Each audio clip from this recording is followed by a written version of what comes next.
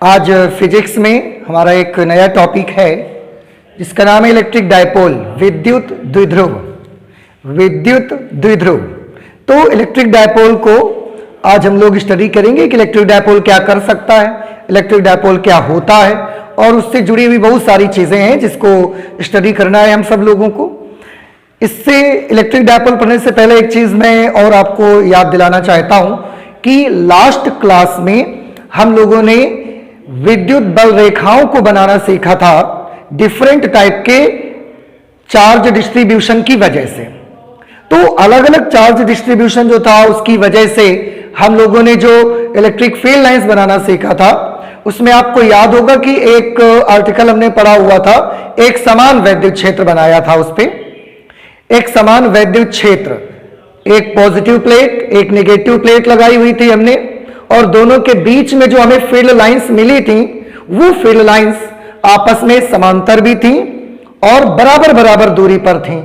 Field lines का आपस में समांतर होना और बराबर बराबर दूरी पर होना एक समान विद्युत क्षेत्र की निशानी है। तो दोनों एक पॉजिटिव और नेगेटिव प्लेट्स के बीच में जो इलेक्ट्रिक फील्ड बनता है वो इलेक्ट्रिक फील्ड एक समान विद्युत क्षेत्र होता है। तो कभी भी किसी भी स्थान पर अगर आपको एक समान विद्युत क्षेत्र की आवश्यकता है तो उस स्थान के एक किनारे पर आप पॉजिटिव प्लेट लगा दें, एक साइड पे आप नेगेटिव प्लेट लगा दें, and you will get the uniform electric field between the two plates. Okay, आपको इसका एक फिगर भी बना के दिखाया गया था। मैं 2 मिनट के लिए आपको एक चीज बताना चाहूंगा। ये जो प्लेट्स हम लोगों ने बनाई हुई थी कल, और उनमें से एक प्लेट को पॉजिटिव और एक प्लेट को नेगेटिव करा हुआ था। पॉजिटिव चार्ज्ड प्लेट थी एक, और एक प्लेट नेगेटिवली चार्ज्ड थी। दोनों के बीच में जो विद्युत बल रेखाएं बनी थी वो परस्पर समांतर भी थी और बराबर बराबर दूरी पर भी बनी हुई थी। हमने ये फिगर बनाया हुआ था। इसमें एक चीज मैं और आपको बताना चाहूंगा, बता देता हूं कि जो प्लेट्स के किनारे किनारे पर फील्ड लाइंस रहेंगी, प्लेट के किनारों पर जो फील्ड लाइंस रहेंगी वो फील्ड लाइंस का शेप सीधा नहीं होगा, स्ट्रेट लाइन नहीं होगा, कर्वेचर लाइन होगा। यहां पे किनारों पर जो फील्ड लाइन होगी वो ऐसा कर्वेचर लिए हुए होगी। क्यों, आप शायद समझते होंगे। इसी को कल हमने बताया था कि लास्ट क्लास में बताया गया था कि इसी को कहते हैं कर्लिंग इफेक्ट। कर्लिंग इफेक्ट कहते हैं, और ये हमेशा प्लेट्स के किनारों पर जो फील्ड लाइंस होती हैं उनमें कर्लिंग इफेक्ट आपको मिलेगा। क्यों मिलेगा?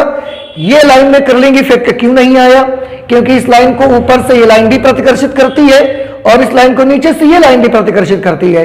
इस तरह से दोनों तरफ का जो रिपल्सन होगा वो कैंसिल हो जाता है और इस लाइन पे नेट फोर्स 0 रहता है।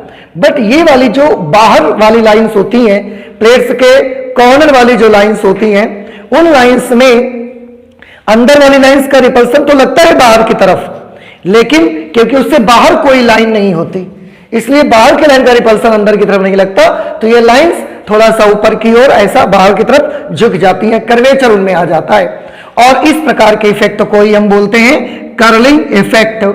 कर्लिंग इफेक्ट इसको कहा जाता है। ठीक है, आज हम लोग चलते हैं इलेक्ट्रिक डायपोल को पढ़ने। तो इलेक्ट्रिक डायपोल क्या होता है, क्या कैरेक्टरिस्टिक्स है इसके बारे में हमको स्टडी करना है। सबसे पहले क्वेश्चन ये आता है कि इलेक्ट्रिक डायपोल कौन होते हैं। मैं आपको बता दूं, इलेक्ट्रिक डायपोल्स विद्युत द्विध्रुव, इसको हम हिंदी में बोलेंगे विद्युत द्विध्रुव। विद्युत द्विध्रुव इसको बोलते हैं। विद्युत द्विध्रुव कौन होते हैं? तो आंसर है विद्युत द्विध्रुव जो होते हैं ये कोई भी मॉलिक्यूल्स हो सकते हैं, कोई भी अणु हो सकते हैं। और विद्युत द्विध्रुव कौन होते हैं? तो और भी विद्युत द्विध्रुव कोई भी चीज हो सकती है, लेकिन उसमें कुछ क्वालिटी होनी चाहिए। एनीथिंग, या तो विद्युत द्विध्रुव मॉलिक्यूल्स होते हैं, अणु होते हैं, या कोई भी चीज विद्युत द्विध्रुव हो सकती है, लेकिन उनमें कुछ क्वालिटी, कुछ कैरेक्टरिस्टिक्स होने चाहिए। क्या कैरेक्टर्स होने चाहिए कि अगर कोई भी चीज है या अणु है तो ये इलेक्ट्रिक डायपोल हो सकते हैं, लेकिन ऐसी कोई भी चीज जिसमें दो बराबर परंतु विपरीत आवेश हों, बराबर मात्रा में और अपोजिट नेचर के, बराबर क्वांटिटी और अपोजिट नेचर के दो चार्जेस हों और एक दूसरे से कुछ फिक्स डिस्टेंस पर हों, ऐसी कोई भी चीज को हम इलेक्ट्रिक डायपोल कह सकते हैं। जैसे मैं आपको बताता हूं कि इलेक्ट्रिक डायपोल में एक पॉजिटिव चार्ज होगा, एक नेगेटिव चार्ज होगा और उनके बीच में एक फिक्स डिस्टेंस रहेगी। ऐसे किसी भी चीज को हम विद्युत ध्रुव कह सकते हैं, विद्युत द्विध्रुव कह सकते हैं। जैसा कि आप देख रहे हैं, एक पॉजिटिव चार्ज है, वन पॉजिटिव है, वन नेगेटिव है, विपरीत आवेश है और उनके बीच में कुछ फिक्स्ड डिस्टेंस है। तो इस प्रकार का जो सिस्टम आप देखेंगे उसे हम इलेक्ट्रिक डायपोल कह सकते हैं। तो आपको याद रखना है, विद्युत द्विध्रुव अणु भी होते हैं या ऐसी कोई भी चीज जिसमें एक प्लस चार्ज हो, एक माइनस चार्ज हो, बराबर आवेश हो, विपरीत प्रकृति का हो और उनके बीच में कुछ फिक्स डिस्टेंस हो, ऐसी किसी भी चीज को हम इलेक्ट्रिक डायपोल बोल सकते हैं। तो अब हम इलेक्ट्रिक डायपोल की डेफिनेशन लिख सकते हैं कि विद्युत द्विध्रुव क्या होता है। तो विद्युत द्विध्रुव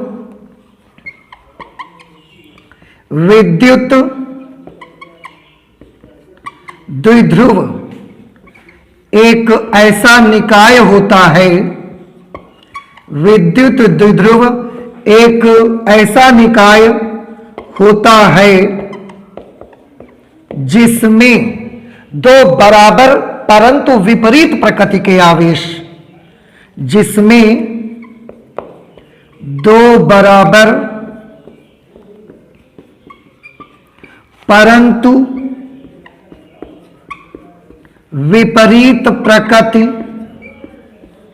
जिसमें दो बराबर परंतु विपरीत प्रकृति के विद्युत आवेश परस्पर कुछ निश्चित दूरी पर स्थित होते हैं या रखे होते हैं, कुछ दूरी पर स्थित होते हैं, कुछ निश्चित दूरी पर फिक्स्ड डिस्टेंस पर स्थित होते हैं। जैसे इसके एग्जाम्पल्स मैं आपको बताता हूं। तो इसके एग्जाम्पल्स जैसे कि मैंने बोला कि या तो मॉलिक्यूल्स होते हैं या कोई भी चीज हो सकती है।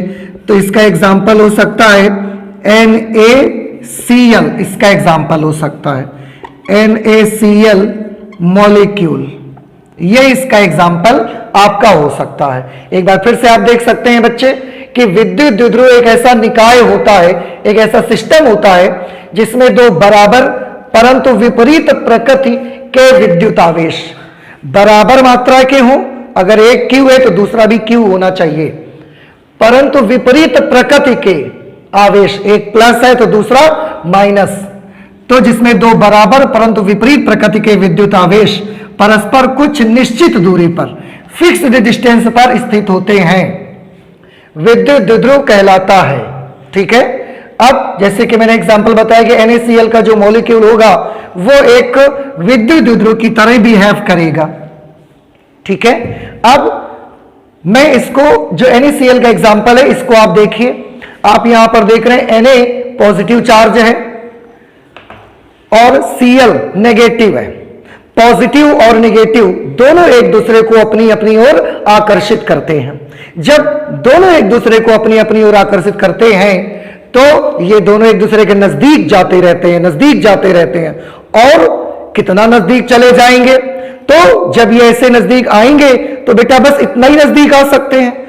कितना नजदीक, जहां से Cl की बाउंड्री आ जाएगी, जहां से Na की बाउंड्री आ जाएगी, उसके बाद तो एक दूसरे में घुस तो नहीं जाएंगे ना ये, तो एक दूसरे के नजदीक आते जाएंगे। क्यों नजदीक आएंगे? क्योंकि Na के पास पॉजिटिव है चार्ज, Cl के पास नेगेटिव चार्ज है, वो दोनों ही एक दूसरे को कूलॉम बल से आकर्षित करेंगे और एक दूसरे के लगातार नजदीक जाते रहेंगे। इतना नजदीक चले जाएंगे जहां पर दोनों की बाउंड्री आ जाएगी, उससे ज्यादा अंदर नहीं जा सकते, उससे ज्यादा और नजदीक नहीं जा सकते हैं। मैं एक फिगर के जरिए से आपको इसको समझाता हूं। ये Na का चार्ज, Na पॉजिटिव चार्ज है और ये है Cl नेगेटिव चार्ज। बेटा आप देख सकते हैं, मैं इसको थोड़ा सा बाहर बना देता हूं। ये Na पॉजिटिव चार्ज है, ये Cl नेगेटिव है। अब आप थोड़ा सा ध्यान से देखें, इससे ज्यादा तो अंदर नहीं जा सकते, तो इस पॉजिटिव चार्ज का सेंटर कहां पर है? पॉजिटिव चार्ज का सेंटर यहां होगा। नेगेटिव चार्ज का सेंटर कहां पर है? नेगेटिव चार्ज का सेंटर यहां होगा। क्या Na पॉजिटिव और Cl नेगेटिव कभी एक दूसरे के इतना नजदीक आ सकते हैं जितना आने से इनके सेंटर एक जगह पर आ जाए? अगर Cl का सेंटर यहां पर है, Na का सेंटर यहां पर है, तो क्या कभी वो इतना नजदीक आ सकते हैं कि दोनों के सेंटर एक जगह पर आ जाएं? ऐसा होकर के इसका और इसका सेंटर एक ही जगह पर आ जाए? नॉट पॉसिबल, हो नहीं सकता, यह असंभव है।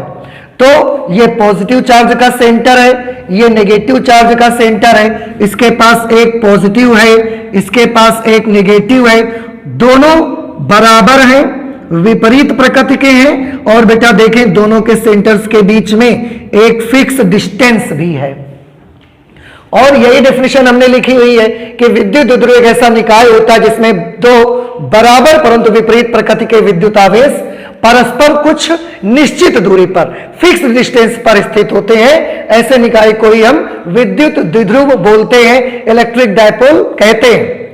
अब यहां पर आपने देखा Na का ये आप देख रहे हैं चार्ज है, ये Cl चार्ज है, इसके पास +1 चार्ज है, इसके पास -1 चार्ज है। दोनों के सेंटर्स के पॉजिटिव चार्ज का सेंटर यहां पर है।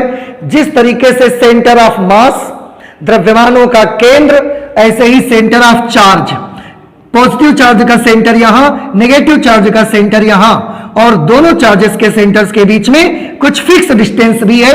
इसलिए NaCl बिहेव्स लाइक अ इलेक्ट्रिक डायपोल, ये एक इलेक्ट्रिक डायपोल की तरह व्यवहार करता है, विद्युत द्विध्रुव की तरह बिहेव करता है ये। तो हमने देखा कि NaCl का एक एग्जाम्पल देखा। अब और क्या इस दुनिया में सारे के सारे अणु इलेक्ट्रिक डायपोल होते हैं? बेटा मैं एक बार फिर से आपको याद दिला दूं, इलेक्ट्रिक डायपोल की क्या कंडीशन है? दो बराबर और विपरीत आवेश हो और दोनों के बीच का डिस्टेंस फिक्स हो बिल्कुल। ऐसी कोई भी चीज आपको मिलती है, ऐसी कोई भी चीज आपको मिल जाती है, वो चीज को आप इलेक्ट्रिक डायपोल बोल सकते हैं, विद्युत द्विध्रुव बोल सकते हैं। जैसा कि NaCl के एग्जांपल में आपने देखा। अब क्या इस दुनिया के जितने भी अणु हैं, सारे के सारे मॉलिक्यूल्स, क्या वो सब के सब मॉलिक्यूल्स विद्युत द्विध्रुव की सीरीज में आते हैं? क्या वो सब के सब मॉलिक्यूल्स विद्युत द्विध्रुव हैं? तो हमने उन मॉलिक्यूल्स को स्टडी करके देखा, उन मॉलिक्यूल्स का स्टडी किया, और मॉलिक्यूल्स का स्टडी करने के बाद हमने पाया कि हमारी इस वर्ल्ड में दो तरह के मॉलिक्यूल्स हमको मिलते हैं, दो तरह के अणु हमको मिलते हैं। कैसे कैसे अणु मिलते हैं? एक टाइप के वो मॉलिक्यूल्स मिलते हैं जिनमें पॉजिटिव और नेगेटिव चार्जेस का सेंटर एक ही जगह पर होता है, एक ही जगह पर होता है। NaCl के एग्जांपल में आपने अभी देखा कि पॉजिटिव चार्ज का सेंटर और नेगेटिव चार्ज का सेंटर दोनों के बीच कुछ फिक्स डिस्टेंस थी। तो हमारे पास जो अणु हैं इस वर्ल्ड में, उनको हमने बड़े अच्छे से स्टडी किया और पाया कि हमारे पास कुछ मॉलिक्यूल्स तो ऐसे हैं जिनमें उनके पॉजिटिव चार्ज का सेंटर और उनके नेगेटिव चार्ज का सेंटर दोनों एक दूसरे से कुछ डिस्टेंस पर ऑलरेडी रहते हैं, पहले से ही होते हैं। लेकिन कुछ मॉलिक्यूल्स बेटा ऐसे भी होते हैं जिनके पॉजिटिव चार्ज का सेंटर और उनके नेगेटिव चार्ज का सेंटर एक दूसरे से अलग अलग डिस्टेंस पर नहीं होते, एक फिक्स डिस्टेंस पर नहीं होते, बल्कि एक ही जगह पर उनके पॉजिटिव और नेगेटिव चार्जेस का सेंटर होता है। अब हम दोनों प्रकार के मॉलिक्यूल्स को स्टडी करते हैं। तो मुख्य रूप से वैद्युत द्विध्रुव में दो प्रकार के अणु होते हैं। यहां पर हम लिख सकते हैं कि मुख्य रूप से दो प्रकार के अणु होते हैं। दो प्रकार के अणु होते हैं। पहला क्या टाइप है?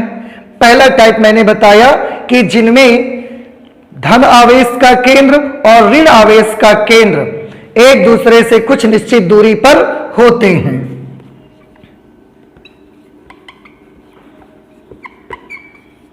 कुछ अणु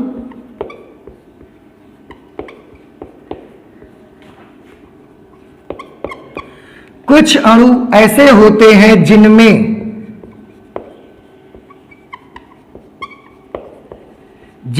धन आवेश का केंद्र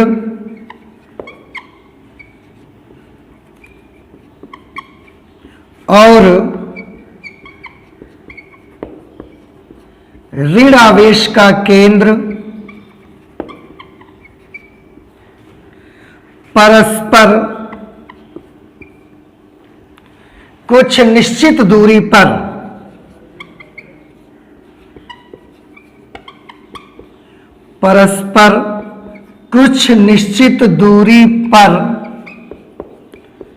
होते हैं, अर्थात एक ही स्थान पर नहीं होते हैं, अर्थात एक ही बिंदु पर नहीं होते हैं।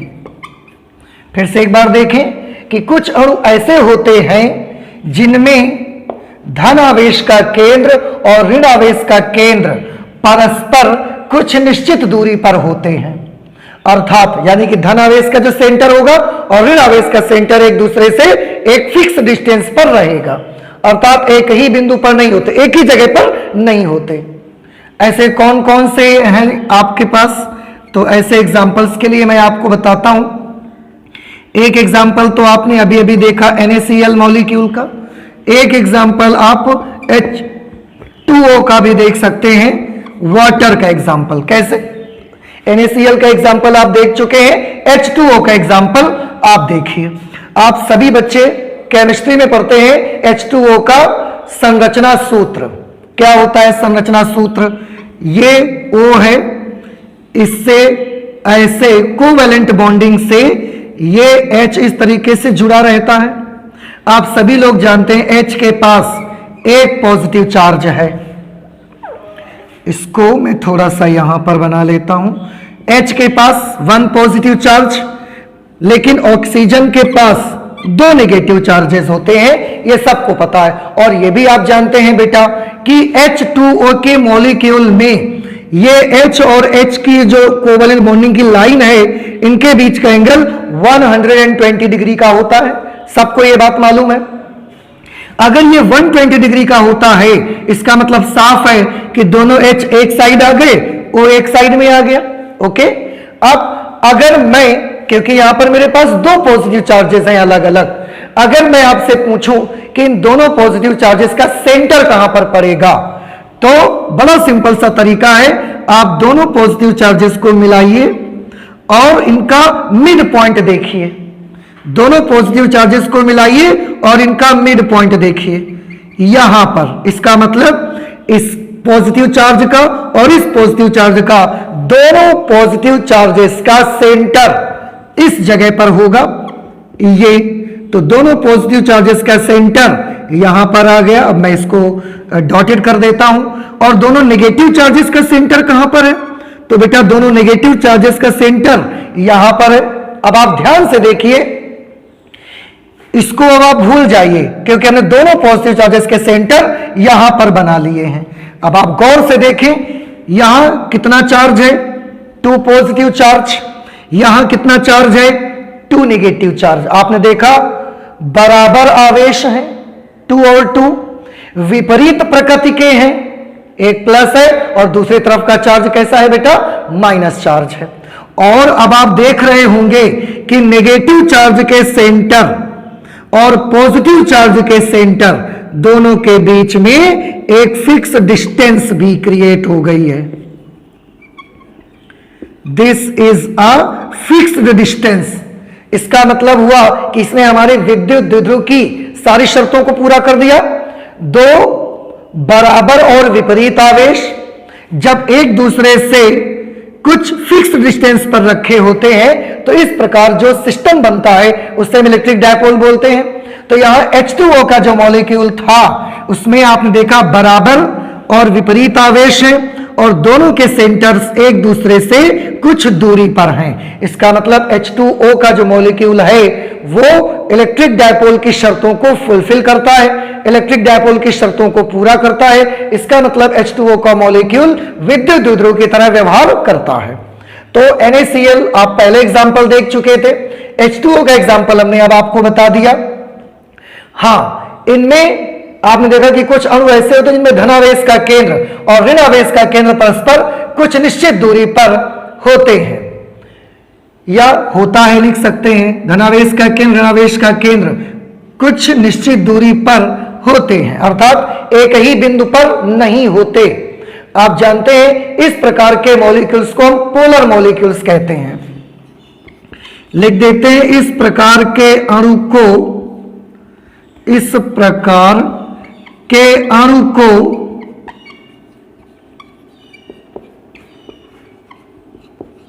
इस प्रकार के अणु को ध्रुवीय अणु, जिसे आप पोलर मॉलिक्यूल्स कहते हैं, इस प्रकार के अणु को ध्रुवीय अणु कहा जाता है, पोलर मॉलिक्यूल्स कहा जाता है। और जो डाइपोल इससे मिल रहा है मुझे, इसे हम एक्टिव डाइपोल कहते हैं। तथा इस प्रकार प्राप्त विद्युत द्विध्रुव को, इस प्रकार प्राप्त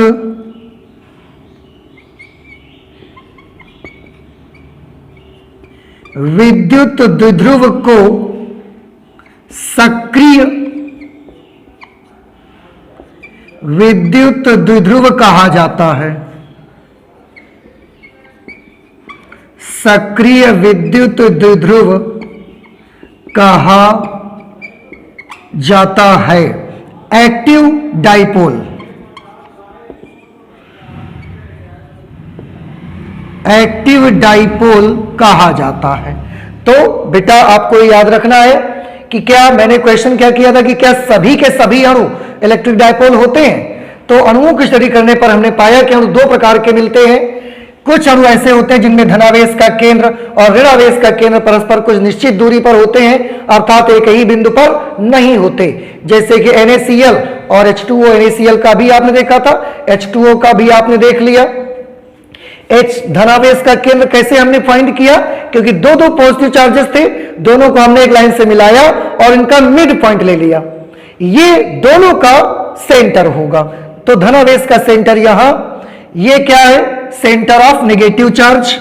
मैं यहां पर लिख देता हूं, this is the centre of negative charge and this is the centre of positive charge.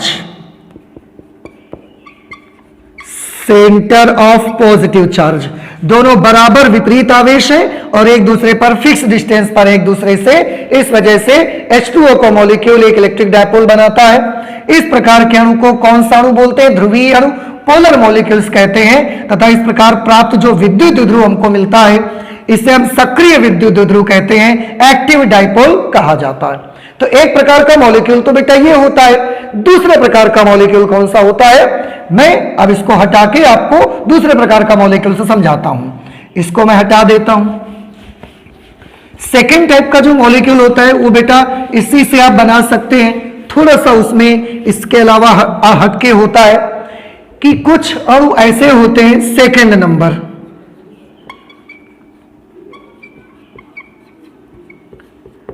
कुछ अणु ऐसे होते हैं जिनमें, बेटा हम दो ही चीजों की बात कर रहे हैं, एक धनावेश का केंद्र और एक ऋणावेश का केंद्र। तो कुछ अणु ऐसे होते हैं जिनमें धन आवेश तथा ऋण आवेश के केंद्र परस्पर एक ही बिंदु पर स्थित होते हैं। कुछ अणु ऐसे होते हैं जिनमें धनावेश तथा ऋण आवेश के केंद्र परस्पर एक ही बिंदु पर स्थित होते हैं। ऐसे भी डायपोल, ऐसे भी आपके मॉलिक्यूल्स मिलते हैं। इसमें कौन कौन से एग्जाम्पल्स आपको मिलेंगे? इसमें जो एग्जाम्पल्स आपको मिलने वाले हैं कि जिनमें पॉजिटिव चार्ज का सेंटर और नेगेटिव चार्ज का सेंटर एक ही पॉइंट पर होता है, इनके एग्जाम्पल्स में से एक एग्जाम्पल तो CO2 का है, कार्बन डाइऑक्साइड के मॉलिक्यूल का, और एक एग्जाम्पल आप और देख सकते हैं CH4, मीथेन का एग्जाम्पल भी आप ले सकते हैं। अब अगर मैं इसको समझाऊं कि कैसे आखिरकार इनमें किस तरह से धनावेश और ऋणावेश का केंद्र एक ही बिंदु पर होता है, तो बेटा आप सभी गौर से समझिएगा। यहां पे देखें, मैं CO2 का मॉलिक्यूल ले रहा हूं। CO2 के मॉलिक्यूल में आप देखते हैं यहां पर कार्बन है, इसका आप संरचना सूत्र जानते हैं, यहां पर ऑक्सीजन और यहां पर भी ऑक्सीजन। तो ये कार्बन है और यहां ऑक्सीजन, इनके बीच में अपनी बॉन्डिंग होती है। अब ऑक्सीजन के पास आप तो जानते हैं डबल नेगेटिव चार्ज होता है, यहां पर भी डबल नेगेटिव चार्ज, और कार्बन के पास में 4 पॉजिटिव चार्जेस होते हैं। इस तरह से आपने देखा ऑक्सीजन के पास 2 नेगेटिव, इस ऑक्सीजन के पास भी 2 नेगेटिव, बट कार्बन के पास 4 पॉजिटिव चार्जेस होते हैं। अब थोड़ा ध्यान से देखिए, अगर मैं आपसे पूछता हूं, हाँ यहां पर जो कार्बन होता है वो ऑक्सीजन से बिल्कुल मिड पॉइंट पर होता है, बिल्कुल मध्य बिंदु पर यह कार्बन सिचुएटेड रहता है, लोकेटेड रहता है। अब अगर मैं आपसे पूछता हूं कि बेटा मुझे इस मॉलिक्यूल में धन आवेश का केंद्र बताइए कहां पर होगा, पॉजिटिव चार्ज का सेंटर कहां पर होगा मुझे बताइए, तो आप यही कहेंगे कि सर अगर ये कार्बन का मॉलिक्यूल है तो धन आवेश का केंद्र इस जगह पर होगा, बिल्कुल के बीचों बीच होगा धन आवेश का केंद्र। ओके, अब ऋण आवेश का केंद्र कहां पर होगा इसको भी आप देखिए, ये ऑक्सीजन दोनों को एक लाइन मिला रही है, जैसे लास्ट पॉइंट में हमने किया था, दोनों को मिलाने वाली एक लाइन, इनका दोनों का मिला के नेगेटिव का सेंटर कहां बनेगा, तो बेटा अभी H2O के मॉलिक्यूल में मैंने दोनों पॉजिटिव का सेंटर निकाला था, तो दोनों को मिलाने लाइन के मिड पॉइंट पर आया था। सिमिलरली इन दोनों नेगेटिव चार्जेस का अगर सेंटर मैं आपसे पूछूंगा तो आप मुझे क्या बताएंगे, आप मुझे यही बताएंगे कि दोनों को मिलाने वाली रेखा के मिड पॉइंट 1 का सेंटर पड़ेगा, और बेटा इन दोनों को मिलाने वाली लाइन का मिड पॉइंट कहां पर है, तो दोनों को मिलाने वाली लाइन का मिड पॉइंट भी तो इसी जगह पर आएगा जहां पर कार्बन का पॉजिटिव सेंटर पड़ रहा है, उसी जगह तो इसका भी सेंटर आ जाएगा। मैं इसको थोड़ा सा ऐसे बना देता हूं, ये मैं बना देता हूं पॉजिटिव चार्ज का सेंटर, और ये मैं बना देता हूं नेगेटिव चार्ज का सेंटर। थोड़ा सा याद रखना है कि नेगेटिव चार्जेस का सेंटर और पॉजिटिव चार्ज का सेंटर आप देख रहे हैं, मैंने थोड़ा अलग अलग बनाया है लेकिन दोनों एक ही जगह पर आ रहे हैं, आप देख रहे हैं। ये है centre of positive charge, centre of positive charge, ये centre of negative charge. Okay, तो आपने क्या देखा कि यहां पर इसके पास कितना पॉजिटिव चार्ज है, 4 + 4, इसके पास कितना नेगेटिव चार्ज है, -2, तो आवेश की -4 सॉरी, क्योंकि -2 इसका -2 इसका, तो +4 -4, +4 -4। अब आप देख सकते हैं बेटा कि दोनों पर बराबर आवेश है, विपरीत प्रकृति का भी है, लेकिन हमने क्या देखा कि यहां पर इन दोनों के बीच में कोई फिक्स डिस्टेंस नहीं है, दोनों एक ही स्थान पर आते हैं। वही चीज हमने लिखी थी कि कुछ अणु ऐसे होते हैं जिनमें धन आवेश तथा ऋणावेश के केंद्र परस्पर एक ही बिंदु पर स्थित होते हैं, वो अलग अलग नहीं होते। तो यहां पर पॉजिटिव चार्ज का सेंटर, नेगेटिव चार्ज का सेंटर, इसके पास +4 चार्ज है, इसके पास -4 चार्ज है, और आप देख रहे हैं दोनों पर बराबर विपरीत आवेश होने के बावजूद भी इनके जो पॉजिटिव नेगेटिव चार्जेस का सेंटर है वो एक ही जगह पर आ रहा है, उनके बीच कोई फिक्स डिस्टेंस नहीं है, या जो डिस्टेंस है वो कैसी है, शून्य। जबकि अब बेटा आप याद करके मुझे बताइए विद्युत द्विध्रुव की कंडीशन क्या थी, विद्युत द्विध्रुव की आवश्यक शर्त क्या थी, दो बराबर परंतु विपरीत आवेश एक दूसरे से कुछ निश्चित दूरी पर रखे होते हैं, तो ऐसे सिस्टम को हम इलेक्ट्रिक डायपोल बोलते हैं। अब इसमें पॉजिटिव चार्ज भी है, उतना ही नेगेटिव चार्ज भी है, लेकिन कौन सी शर्त ये फॉलो नहीं कर रहा है, तो आंसर है कि ये वाली शर्त फॉलो नहीं करता कि उनके बीच एक फिक्स डिस्टेंस हो। हम देख रहे हैं दोनों चार्जेस का सेंटर एक ही जगह पर पड़ गया, उनके बीच कोई फिक्स डिस्टेंस नहीं है। अगर कोई फिक्स डिस्टेंस नहीं है तो फिर ये नॉर्मली तो इलेक्ट्रिक डायपोल की तरह बिहेव नहीं करता होगा। लेकिन हमने इसके बारे में देखा कि अगर हम इस मॉलिक्यूल को किसी बाहरी एक समान वैद्युत क्षेत्र में रख दें, बाय एक समान वैद्युत क्षेत्र, ये मैंने बनाया एक समान वैद्युत क्षेत्र की निशानी। अब आप जानते हैं बल रेखाएं समांतर और बराबर दूरी पर एक दूसरे से होनी चाहिए, तो ये मैंने इलेक्ट्रिक फील्ड बना दिया। हमने मान लिया इलेक्ट्रिक फील्ड का जो इंटेंसिटी है, उसकी जो तीव्रता है वो E के बराबर है। अब अगर इसी चीज को उठा के मैं यहां ले आता हूं, पूरा का पूरा यही चीज उठा के मैं इलेक्ट्रिक फील्ड के अंदर रख देता हूं, तो मैं नहीं बनाऊंगा, मैं सिर्फ मेन पॉइंट को दिखाना चाहूंगा आपको। तो बेटा जो पॉजिटिव चार्ज का सेंटर यहां पर था, इस जगह पॉजिटिव चार्ज का सेंटर था, और नेगेटिव चार्ज का सेंटर भी तो वहीं पर था ना, एक ही जगह पर दोनों चार्जेस के सेंटर है, पॉजिटिव चार्ज का सेंटर, नेगेटिव चार्ज का सेंटर। अब आप देखेंगे कि जब इलेक्ट्रिक फील्ड के अंदर ये पॉजिटिव चार्ज आया, तो आपको याद होगा किसी भी वैद्युत क्षेत्र के अंदर जब कोई धन आवेश आता है तो वैद्युत क्षेत्र उस पर अपनी दिशा में एक बल लगाता है, और अगर ऋण आवेश आता है तो उस पर अपनी विपरीत दिशा में उतना ही बल लगाता है। तो ये जो इलेक्ट्रिक फील्ड होगा वो इस पॉजिटिव चार्ज के सेंटर पर अपनी दिशा में बल लगाएगा। बेटा जब अपनी दिशा में बल लगाएगा तो क्या ये पॉजिटिव चार्ज यहां रहेगा? आंसर इज नो, ये पॉजिटिव चार्ज तो यहां नहीं रहेगा। तो ये पॉजिटिव चार्ज कहां चला जाएगा? अपनी दिशा में बल लगाएगा। पॉजिटिव चार्ज पर वैद्युत क्षेत्र अपनी दिशा में बल लगाकर थोड़ा सा उसको यहां तक ले आएगा, पॉजिटिव चार्ज के सेंटर को यहां तक ले आएगा अपनी ओर बल लगा करके, और नेगेटिव चार्ज का जो सेंटर था जो कि उसी बिंदु पर था, अब वो भी वहां नहीं रहेगा क्योंकि उस पर भी थोड़ा बल लगा करके वो अपनी विपरीत दिशा में ले जाएगा। तो अपनी विपरीत दिशा में थोड़ा सा फोर्स लगा कर ले आया।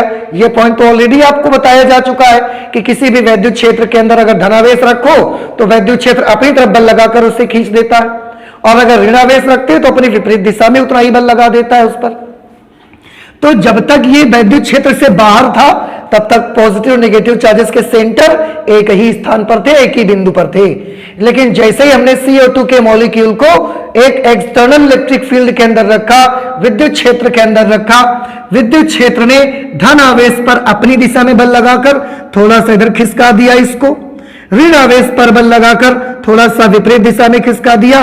और बेटा अब आप देख सकते हैं दोनों पर आवेश है, बराबर मात्रा में है, विपरीत प्रकृति का है, और अब दोनों के बीच एक फिक्स डिस्टेंस भी आ चुका है। फिक्स्ड डिस्टेंस भी यहां पर कायम हो चुका है और ये इलेक्ट्रिक डायपोल की शर्त है। तो अगर बेटा ये इलेक्ट्रिक डायपोल है, इसका मतलब ये हुआ कि कार्बन डाइऑक्साइड का जो अणु है ये एक ऐसा अणु है जो बिना विद्युत क्षेत्र के डायपोल की कंडीशन, डायपोल की प्रॉपर्टी नहीं शो करता है, लेकिन जब इसे बाय विद्युत क्षेत्र में रखते हैं तो ये डायपोल की प्रॉपर्टी शो करना स्टार्ट कर देता है। ये हमने इसमें देखा। तो क्या लिखेंगे हम? कुछ अणु ऐसे जिसमें धनावेश तथा ऋण आवेश के केंद्र परस्पर एक ही बिंदु पर स्थित होते हैं।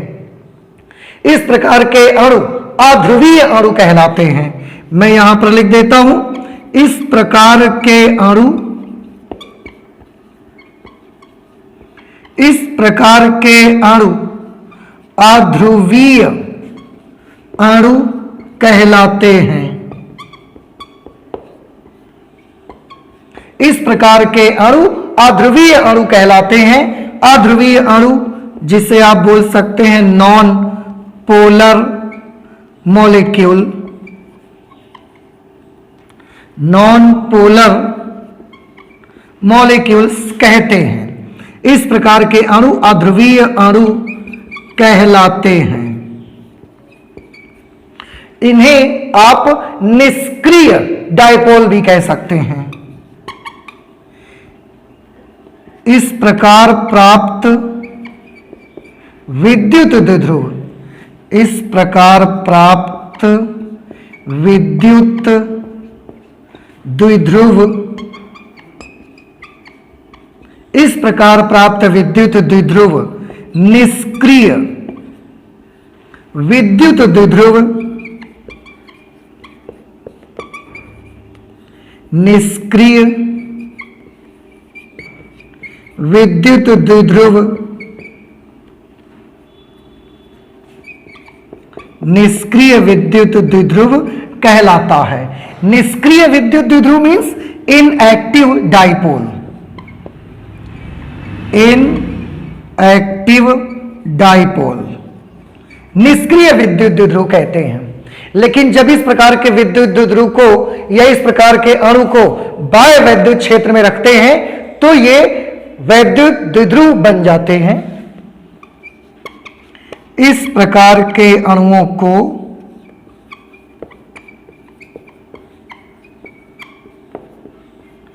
इस प्रकार के अणुओं को जब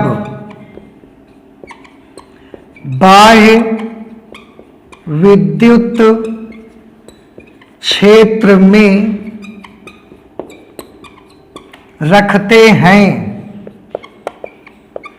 तो ये विद्युत द्विध्रुव की तरह,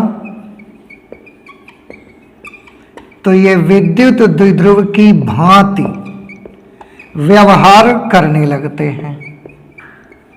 विद्युत द्विध्रुव की तरह व्यवहार करने लगते हैं, करने लगते हैं। एक बार फिर से देख लें बेटा, दूसरे प्रकार के मॉलिक्यूल्स कैसे होते हैं। पहले प्रकार वाले कैसे थे, जिनमें धनावेश और ऋणावेश का केंद्र एक दूसरे से पहले से ही कुछ दूरी पर होता है। ऐसे अणुओं को हम ध्रुवीय अणु कहते हैं और ऐसे अणु हमें हमेशा इलेक्ट्रिक डायपोल की तरह बिहेव करते रहते हैं। उनको किसी बाहरी विद्युत क्षेत्र की आवश्यकता नहीं होती। लेकिन कुछ अणु ऐसे होते हैं जिनमें धनावेश और ऋणावेश के केंद्र परस्पर एक ही बिंदु पर स्थित होते हैं, जैसे कि CO2 और CH4 में है। इस प्रकार के अणु अध्रुवीय अणु कहलाते हैं, नॉन पोलर मॉलिक्यूल्स। इस प्रकार जो प्राप्त विद्युत द्विध्रुव होता है उसे निष्क्रिय विद्युत द्विध्रुव कहते हैं, निष्क्रिय इलेक्ट्रिक डायपोल कहते हैं, इनएक्टिव डायपोल। इस प्रकार के अणुओं को जब बाह्य विद्युत क्षेत्र में रखते हैं, आपने देखा बाह्य विद्युत क्षेत्र में रखते हैं तो ये विद्युत द्विध्रुव की भांति व्यवहार करने लगते हैं। बाह्य विद्युत क्षेत्र में रखते ही पॉजिटिव चार्ज का सेंटर थोड़ा सा इधर खिसक गया, नेगेटिव चार्ज का सेंटर थोड़ा सा इधर खिसक गया और अब दोनों के बीच एक फिक्स डिस्टेंस क्रिएट हो गया, जिसकी वजह से जब ये विद्युत क्षेत्र के बाहर थे तो कोई डायपोल नहीं बना हुआ था। लेकिन जब विद्युत क्षेत्र के अंदर रखा तो दोनों के पास बराबर विपरीत आवेश तो था ही। अब इनके बीच में एक फिक्स डिस्टेंस भी आने से ये एक इलेक्ट्रिक डायपोल की तरह बिहेव करने लग जाते हैं। तो इस तरह से हमने क्या देखा, इलेक्ट्रिक डायपोल क्या होते हैं। फिर से मैं 2 मिनट में रिवाइज करवा दूं कि इलेक्ट्रिक डायपोल अणु होते हैं या कोई भी चीज जिनमें दो बराबर परंतु विपरीत आवेश एक दूसरे से कुछ निश्चित दूरी पर रखे होते हैं, उन्हें हम इलेक्ट्रिक डायपोल कह सकते हैं। मैंने बताया कि क्या सब के सब अणु इस दुनिया में इलेक्ट्रिक डायपोल हैं? तो इलेक्ट्रिक डायपोल के लिए मैंने बोला आपको कि हमने जब स्टडी किया अणुओं के बारे में तो हमें दो प्रकार के मॉलिक्यूल्स मिले, उनका जिक्र आपके सामने अभी हुआ। अब फिर से एक हमारे सामने नया क्वेश्चन आता है, आप इसे नोट कर लें या स्क्रीनशॉट ले लीजिए, आप देखिए, और अगर आपको ना समझ में आए तो प्लीज मुझे कमेंट बताइए कि आपको समझ में नहीं आया या आया। अब आगे का जो क्वेश्चन हमारा यहां पर मेरे माइंड में क्रिएट होता है कि वैद्युत द्विध्रुव पढ़ते ही क्यों है आखिरकार, क्या होता है आप सीख चुके हैं, लेकिन अब नेक्स्ट क्वेश्चन जो मेरे मन में उमड़ रहा है वो ये है कि वैद्युत द्विध्रुव हम क्यों पढ़ते हैं आखिरकार।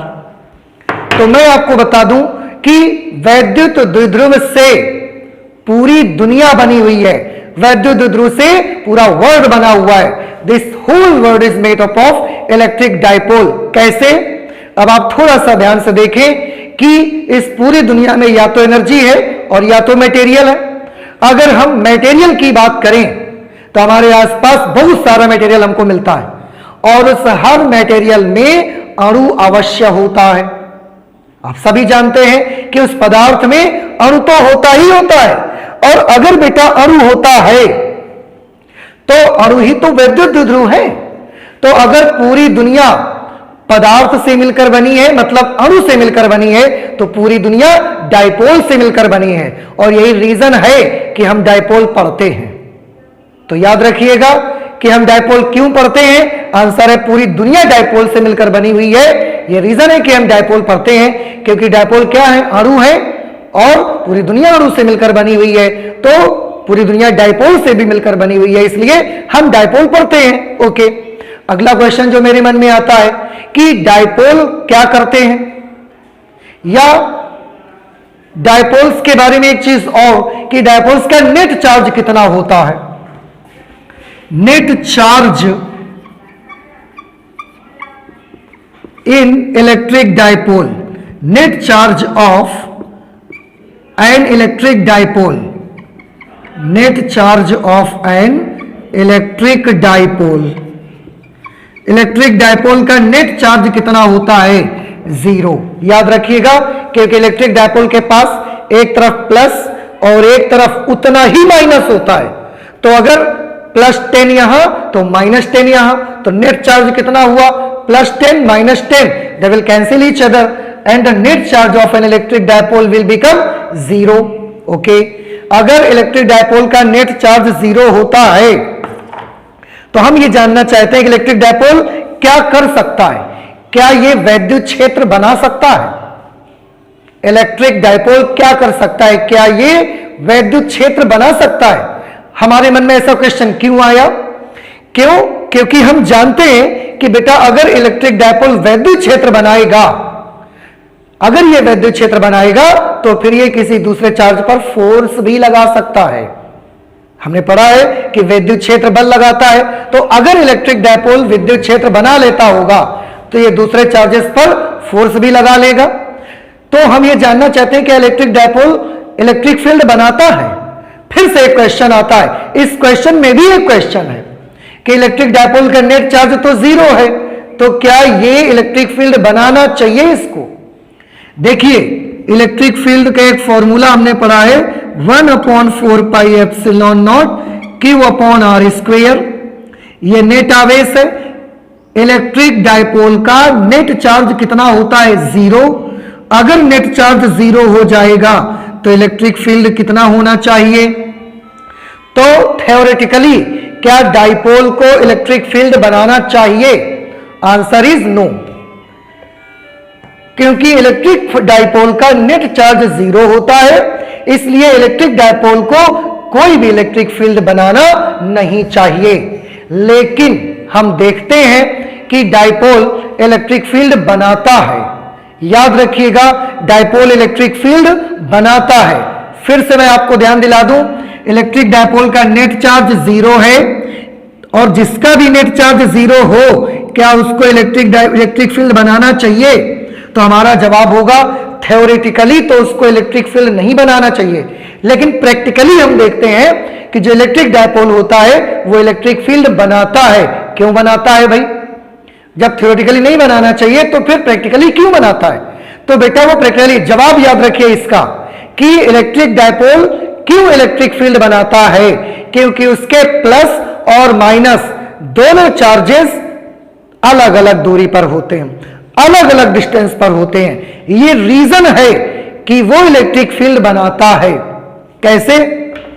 पॉजिटिव चार्ज यहां है, नेगेटिव चार्ज यहां पर है। अब अगर मैं यहां पर कोई पॉइंट लेता हूं तो इस पॉइंट पर ये भी अपना इलेक्ट्रिक फील्ड बनाता है, ये भी अपना इलेक्ट्रिक फील्ड बनाता है।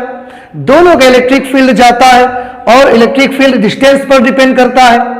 तो दोनों से अगर किसी पॉइंट का डिस्टेंस अलग अलग है तो electric field, net electric field उस पर आ जाएगा। डिस्टेंस अलग अलग नहीं भी है तो भी बेटा वैद्युत क्षेत्र एक सदिश राशि है। दिशा की वजह से, इसकी वजह से दिशा इधर की तरफ होगी, इसकी वजह से दिशा इधर की तरफ हो गई, तो उनका नेट इलेक्ट्रिक फील्ड आ जाएगा। तो इलेक्ट्रिक डायपोल का नेट चार्ज 0 है, तो क्या थ्योरेटिकली इसको इलेक्ट्रिक फील्ड बनाना चाहिए? आंसर है नहीं बनाना चाहिए। लेकिन क्या प्रैक्टिकली इलेक्ट्रिक फील्ड ये बनाता है? आंसर है प्रैक्टिकली इलेक्ट्रिक फील्ड तो बनाता है। क्यों बनाता है? इसका जवाब ये है कि इसके दोनों चार्जेस जो प्लस और माइनस चार्जेस हैं वो एक ही बिंदु पर नहीं होते हैं, जिसकी वजह से यह विद्युत क्षेत्र बना लेता है। अच्छा, तो क्या अगर ये डायपोल इलेक्ट्रिक फील्ड बनाता है तो क्या आपकी थाली में, आपकी प्लेट में रखा हुआ चुटकी भर नमक डायपोल बनाए? चुटकी भर नमक, अभी NaCl की हम बात कर रहे थे, क्या चुटकी भर नमक अपने चारों तरफ इलेक्ट्रिक फील्ड बनाता है? मींस अगर आपकी थाली में एक चुटकी नमक रखा गया है तो क्या उसके चारों तरफ उसका इलेक्ट्रिक फील्ड बनता है? क्योंकि नमक एक्चुअली क्या है? नमक एक्चुअली NaCl है और NaCl तो इलेक्ट्रिक डायपोल है। तो अगर इलेक्ट्रिक डायपोल विद्युत क्षेत्र बनाता है तो क्या आपकी प्लेट में, आपकी थाली में, आपकी टेबल पे रखा हुआ थोड़ा सा नमक, चुटकी भर नमक अपने चारों तरफ इलेक्ट्रिक फील्ड बनाता है? तो आंसर है हमने उसको देखा, चेक करके देखा, चेक करके देखा, हमें उसके चारों तरफ कोई भी इलेक्ट्रिक फील्ड नहीं मिला। ये तो बड़ी अजीब बात है। अभी हम एग्जाम्पल देके दिखा रहे हैं, आपको फिगर बना के समझा रहे हैं कि NaCl इलेक्ट्रिक फील्ड बनाता है, NaCl डाइपोल है, और अगर ये डाइपोल है तो इलेक्ट्रिक फील्ड इसको बनाना चाहिए। लेकिन हमारी टेबल पे पड़ा हुआ चुटकी भर नमक, हमने चेक किया कि चारों तरफ वो इलेक्ट्रिक फील्ड नहीं बनाता है। क्यों नहीं बनाता? चारों तरफ अगर वो इलेक्ट्रिक फील्ड नहीं बनाता है तो क्यों नहीं बनाता? तो बेटा इसका भी एक बड़ा सिंपल सा जवाब है। जो चुटकी भर नमक होगा उसमें लाखों, करोड़ों, अरबों अणु होंगे। अब अगर उन अरबों अणुओं में से एक अणु ने अपना इलेक्ट्रिक डायपोल बनाया, विद्युत द्विध्रुव बनाया इस डायरेक्शन में, और एक ने बना दिया इस डायरेक्शन में, तो दोनों एक दूसरे को क्या कर दिए? कैंसिल। एक ने डायपोल बनाया इस डायरेक्शन में, दूसरे ने बनाया इस डायरेक्शन में, दोनों कैंसिल हो गए। एक ने बनाया इस डायरेक्शन में, दूसरे ने इस डायरेक्शन में बनाया, कैंसिल हो गए। इस तरह से जो चुटकी भर नमक होता है उसमें लाखों करोड़ों मॉलिक्यूल्स हो सकते हैं, और उन लाखों करोड़ों मॉलिक्यूल्स के इलेक्ट्रिक डायपोल्स की अपनी एक डायरेक्शन होगी, और एक दूसरे से बनने वाले डायरेक्शन या इलेक्ट्रिक फील्ड एक दूसरे से क्या हो जाते हैं? कैंसिल हो जाते हैं। लेकिन हां, अगर आप NaCl नमक का एक अणु निकाल पा जाएं, एक अणु अगर सेपरेट कर लें, तो उसको जहां भी रखेंगे यू विल गेट कि वो अपने चारों तरफ सेवरली इलेक्ट्रिक फील्ड बनाता है, वैद्युत क्षेत्र बनाता है वो अपने चारों तरफ। तो इलेक्ट्रिक डायपोल इलेक्ट्रिक फील्ड बनाता है। ओके, इलेक्ट्रिक डायपोल की और भी कुछ प्रॉपर्टीज हैं। क्या प्रॉपर्टीज हैं और भी इलेक्ट्रिक डायपोल की? इलेक्ट्रिक डायपोल और क्या कर सकता है? तो इलेक्ट्रिक डायपोल को हमने देखा कि अगर हम इसे किसी वैद्युत क्षेत्र में रखते हैं, जैसे हमने माना कि हम ऐसा ये एक इलेक्ट्रिक फील्ड बना लेते हैं। अब इस इलेक्ट्रिक फील्ड में अगर मैं कोई भी डायपोल रखता हूं, बाय चांस ये एक डायपोल है, इसमें एक साइड में पॉजिटिव चार्ज है, एक साइड में negative charge, positive negative. Okay, ये होल वाला पॉजिटिव है, बिना होल वाला नेगेटिव साइड है। तो अगर मैं इसको ऐसा रखता हूं, कैसा भी रख देता हूं डायपोल को इस इलेक्ट्रिक फील्ड में, सॉरी इस इलेक्ट्रिक फील्ड में मैं डायपोल को कैसे भी रख देता हूं, अगर मैं ऐसे रख देता हूं तो भी ये घूम के ऐसा सीधा हो जाता है, अगर मैं ऐसे रख देता हूं तो भी ये घूम के सीधा हो जाता है, अगर मैं ऐसे रख देता हूं तो भी ये घूम के सीधा हो जाता है। इसका मतलब ये हुआ कि इलेक्ट्रिक डायपोल को, विद्युत द्विध्रुव को किसी भी विद्युत क्षेत्र में अगर रख दिया जाए तो वो हमेशा ही रोटेट करने लगता है, घूर्णन गति करने लगता है और घूम करके विद्युत क्षेत्र की दिशा में संरेखित हो जाता है, घूम करके विद्युत क्षेत्र की दिशा में अपने आप को अलाइन कर लेता है। आप चाहे जैसा रखो, अगर ये डायपोल है, हमने ऐसा रखा तो भी वो ऐसा घूम के हो जाता है, हमने ऐसे रखा तो भी वो ऐसा हो जाता है, हम बिल्कुल उल्टा करके रख दें तो भी वो ऐसे जाकर हो जाता है। तो जब भी आप विद्युत द्विध्रुव को किसी बाह्य विद्युत क्षेत्र में रखते हो तो उस पर हमेशा ही एक टॉर्क लगता है, एक बल आघूर्ण लगता है, और उस बल आघूर्ण की वजह से वो इलेक्ट्रिक डायपोल घूम करके अपने आप को इलेक्ट्रिक फील्ड की दिशा में सीधा कर लेता है, इलेक्ट्रिक फील्ड की डायरेक्शन में संरेखित कर लेता है अपने आप को। ये एक कैरेक्टर हमने डायपोल का और भी देखा। पहला कैरेक्टर क्या था, डायपोल अपने चारों तरफ इलेक्ट्रिक फील्ड बनाता है। दूसरा कैरेक्टर क्या देखा कि अगर डायपोल को किसी एक्सटर्नल इलेक्ट्रिक फील्ड में रख देंगे तो वो अपने आप को घुमा करके इलेक्ट्रिक फील्ड की डायरेक्शन में अपने आप को अलाइन कर लेता है। इसका मतलब उस पर एक टॉर्क लगता है, उस पर एक मोमेंट ऑफ फोर्स लगता है। हां, कम और ज्यादा हो सकता है। अब हमने देखा कि किसी डायपोल पर दो चीजें आप याद रखिए, कोई डायपोल ऐसा हो सकता है जो दो काम अब इसके मैंने बताए, एक तो इलेक्ट्रिक फील्ड भी बनाता है, दूसरा इलेक्ट्रिक फील्ड अगर है उसमें रख दो तो उस पर टॉर्क भी लगता है। अब हमने एक चीज और देखी कि कुछ डायपोल, कोई डायपोल ऐसा होता है जो स्ट्रॉन्ग इलेक्ट्रिक फील्ड बनाता है चारों तरफ, और अगर हम उसे बाह्य विद्युत क्षेत्र में रख दें तो उस पर टॉर्क जो लगता है वो भी बहुत ज्यादा लगता है। कौन सी बात बताई मैंने, कोई कोई डायपोल ऐसा होता है कि जो अपने चारों तरफ जो इलेक्ट्रिक फील्ड बनाता है बहुत स्ट्रॉन्ग इलेक्ट्रिक फील्ड बनाता है, और अगर हम उसको बाह्य विद्युत क्षेत्र में रख दें तो क्या करता है, उस पर जो टॉर्क लगता है वो भी बड़ा ज्यादा लगता है टॉर्क। ओके, कोई कोई डायपोल ऐसा भी होता है कि जो अपने चारों तरफ इलेक्ट्रिक फील्ड कम बनाता है, वीक इलेक्ट्रिक फील्ड बनाता है, और अगर हम ऐसे डायपोल को बाह्य विद्युत क्षेत्र में रख दें जाकर के तो उस पर टॉर्क भी लगता है, लेकिन टॉर्क भी कम लगता है। अब ये तो दोनों बातें अलग अलग हो गई, कोई स्ट्रॉन्ग इलेक्ट्रिक फील्ड बनाता है, ज्यादा टॉर्क लगता है, कोई वीक विद्युत क्षेत्र बनाता है, कम टॉर्क लगता है। आप जानते हैं इस आधार पर भी हमने डायपोल्स का एक नाम रखा। इसके लिए डायपोल्स को लेकर हमने एक क्वांटिटी बनाई, हमने इसको बोला कि जो ज्यादा इलेक्ट्रिक फील्ड बनाता है और जिस पर ज्यादा टॉर्क लगता है तो हमने बोला उस डायपोल की इफेक्टिवनेस ऑफ डायपोल ज्यादा है, याद रखिए।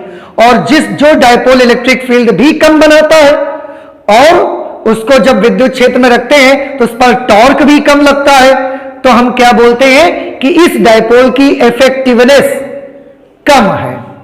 तो हमने एक क्वांटिटी बनाई, that is effectiveness of dipole. Effectiveness of dipole, इसी को हम चाहें तो हम इसको और भी नाम रख सकते हैं, स्ट्रेंथ ऑफ डायपोल भी कहते हैं, स्ट्रेंथ ऑफ डायपोल। और मुझे उम्मीद है कि शायद आपको समझ में आया होगा कौन से डायपोल की इफेक्टिवनेस ज्यादा होगी, जो डायपोल अपने चारों तरफ विद्युत क्षेत्र भी ज्यादा बनाए और बाह्य विद्युत क्षेत्र में रखें तो टॉर्क भी ज्यादा लगे, और किसकी इफेक्टिवनेस कम होगी, जो इलेक्ट्रिक फील्ड वीक बनाए और बाह्य वैद्युत क्षेत्र में रखने से उस पर टॉर्क भी कम लगे, उसी के हिसाब से स्ट्रेंथ भी चलेगी। कौन सा डायपोल ज्यादा स्ट्रेंथ का माना जाएगा? तो जो डायपोल ज्यादा इलेक्ट्रिक फील्ड बनाएगा अपने चारों तरफ, या उसको इलेक्ट्रिक फील्ड में रखने से ज्यादा टॉर्क लगेगा, उसकी स्ट्रेंथ ज्यादा। और अगर कम इलेक्ट्रिक फील्ड बनाए, कम टॉर्क लगे, तो इसकी स्ट्रेंथ कम। दोनों में से कुछ भी आप बोल सकते हैं। इफेक्टिवनेस ऑफ डायपोल भी कहते हैं, स्ट्रेंथ ऑफ डायपोल भी कहते हैं, क्योंकि ये नाम बहुत बड़े बड़े थे, इसलिए हमने इन नामों का भी एक और नाम रख दिया, उससे दोनों चीज रिप्रेजेंट होने लगी। इसका हमने नाम रख दिया मोमेंट ऑफ चार्ज या moment of dipole. Moment of dipole, moment of dipole means विद्युत द्विध्रुव का आघूर्ण, डायपोल का मोमेंट आघूर्ण। तो इसका हमने एक नाम रखा विद्युत द्विध्रुव आघूर्ण, इलेक्ट्रिक डायपोल मोमेंट इसको कहते हैं। और मैं आपको बता देता हूं पहले ही कि इसको हमने एक सिंबल बनाया P, P से रिप्रेजेंट करते हैं विद्युत द्विध्रुव आघूर्ण को। तो ये जानकारी जो आप आज पढ़े वो जानकारी आपकी थी इलेक्ट्रिक डायपोल के बारे में, क्या होता है, क्या नहीं होता है, क्या कर सकता है, उसके क्या कैरेक्टर्स होते हैं वो आपने देखे। इफेक्टिवनेस ऑफ डायपोल किसे बोलते हैं, स्ट्रेंथ ऑफ डायपोल किसे कहते हैं, और दोनों को कंबाइंड करके हमने एक नाम बना दिया मोमेंट ऑफ डायपोल, विद्युत द्विध्रुव आघूर्ण मैंने बना दिया। और ये जो विद्युत द्विध्रुव आघूर्ण है, this is again a measurable quantity. इस राशि को भी, इस भौतिक राशि को भी हम मेजर कर सकते हैं, माप सकते हैं। तो कैसे मेजर करेंगे, क्या तरीका है मेजर करने का हमारे पास, उसको ये हम पढ़ते हैं नेक्स्ट लेक्चर पे। तो नेक्स्ट लेक्चर हमारा जो होगा, it will be electric dipole moment, moment of dipole. तो आज हम इतना ही रखेंगे, आगे और भी नेक्स्ट लेक्चर में बड़ी अच्छी चीज लेके आएंगे, moment of dipole. Thank you.